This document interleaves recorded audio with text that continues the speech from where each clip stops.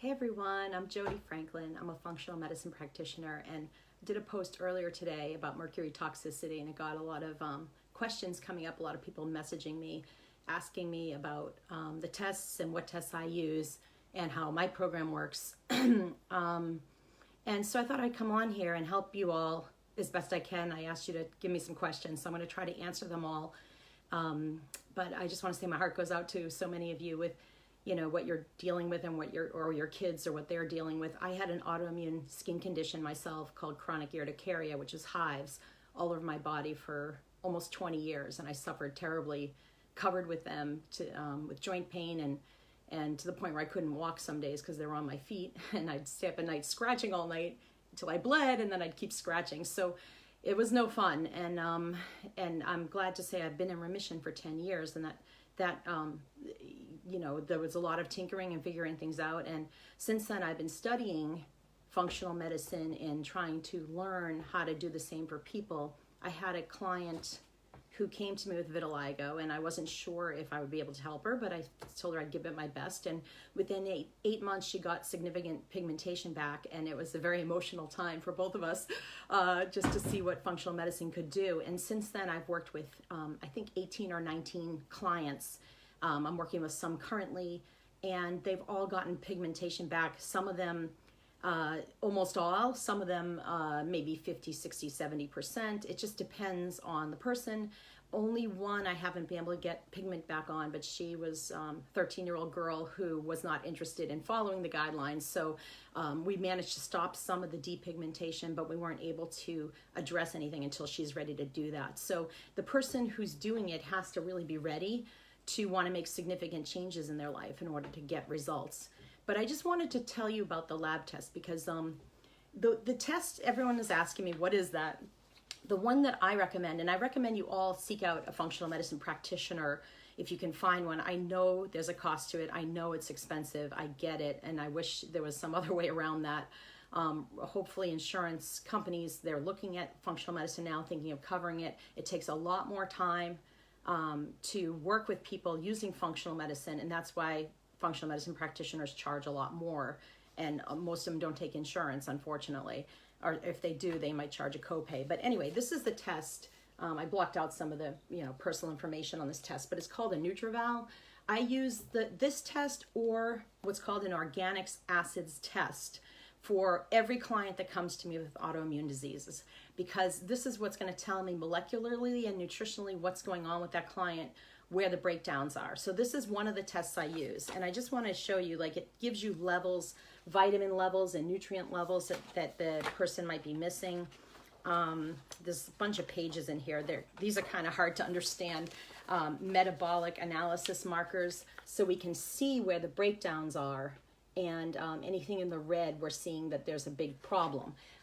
This particular, if you look in the toxins here, I don't know if you all can see that, toxins and detox markers, this person has a lot of toxicity.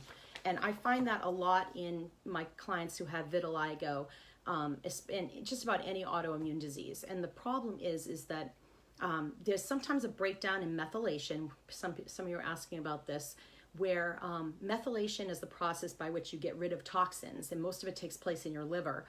And people who have autoimmune diseases, many of them have genetic SNPs, they're called, SNPs, which stands for singular nucleotide polymorphisms.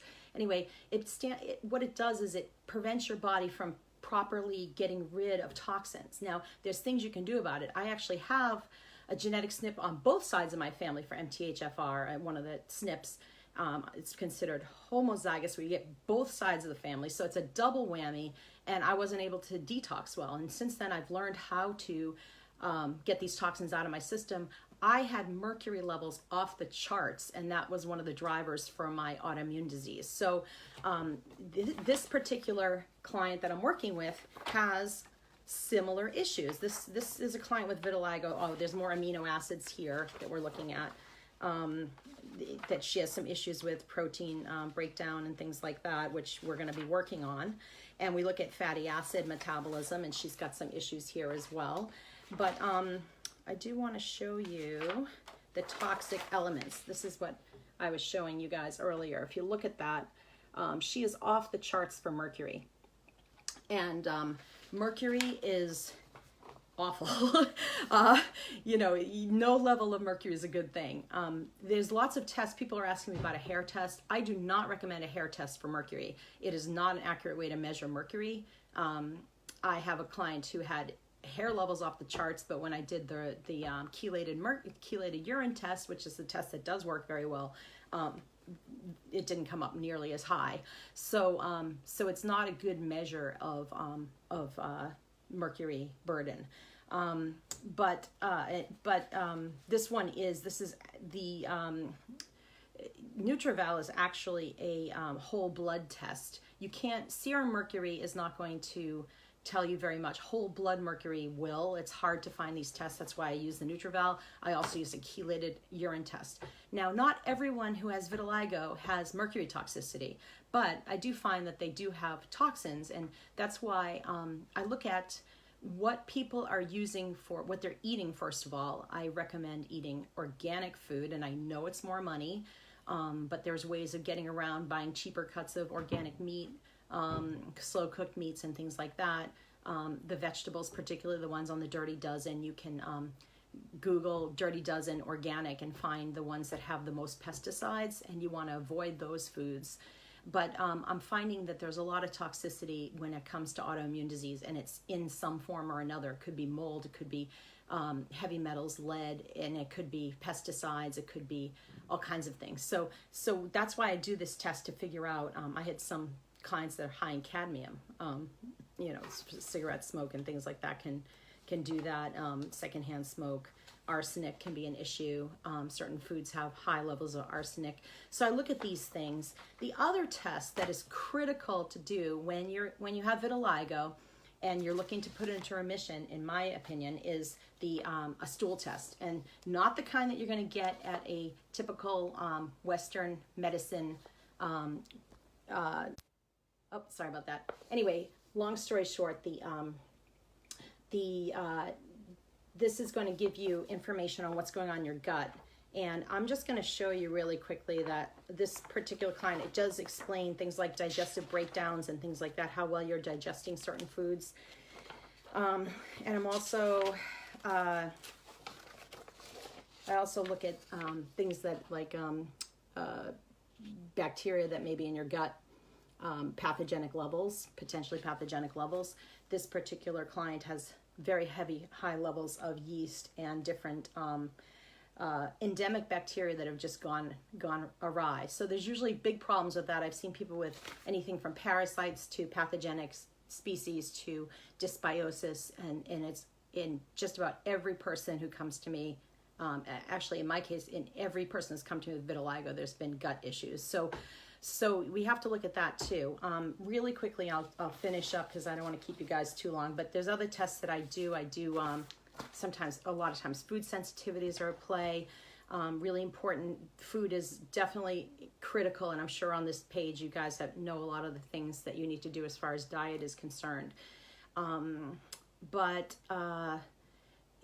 what you put on your skin is critical. Not to use chemical products, not to use chemicals in your house for cleaning products. If you guys go to my website, Jodi, Jodi, Franklin.com, in the store on my website, there's a link to the products that I use. I know I have crazy thick hair, and that's part of the reason these products are very, very good in terms of not having any harmful chemicals in them. So you can go to that site and check out those products that I use, but just find things that don't have chemicals and don't have toxins in them, that you basically want to be able to eat anything that you put on your skin or your hair or clean your house with. So if you can't eat that, then don't use it. If you got to start moving those things out of your house. And then there's hormones sometimes are at play, adrenal and thyroid. But the big picture is once you get one autoimmune disease, you're actually 8 times more likely to get another one. So the important thing is to really address the autoimmune dynamic in your system. So I hope that I've been of help to many of you in looking for the root cause, figuring it out, and taking care of yourselves. Some people are asking what I charge, and unfortunately I'm not inexpensive. because of the time it takes me to go through these tests, figure things out, and all the schooling that I've been through and everything. So I don't take patient, client after client after client in my case. I only take 1 or 2 a day, and the rest of the time is spent researching and figuring things out. So my what I charge, and you can find somebody locally hopefully that will help you, but unfortunately it is an expense. I'm $349 for a consult. That's a 90-minute consult. I would need 2 years of lab work beforehand to go through that. Any lab work that you have existing, any CBC or any kind of just basic annual physical lab work. And then I would go through that lab work. I would spend a good time figuring it out, mapping it out. I'd have you fill out the health history form on my website as well, and I'm going to take time going through that. I'd meet with you for 90 minutes, and I would give you links to get the tests that I need to cover. The tests can be expensive. In the U.S., you can go through health insurance. Most insurances cover them, but there is a copay on the tests. If you're not from the US, unfortunately, this can be quite expensive to get these tests. I'm working with someone right now who has vitiligo in India, and I want to say it was like over $1,000 US for these tests out of pocket. So it is quite cost prohibitive, unfortunately. But with insurance, you can just do a copay if you're in the US.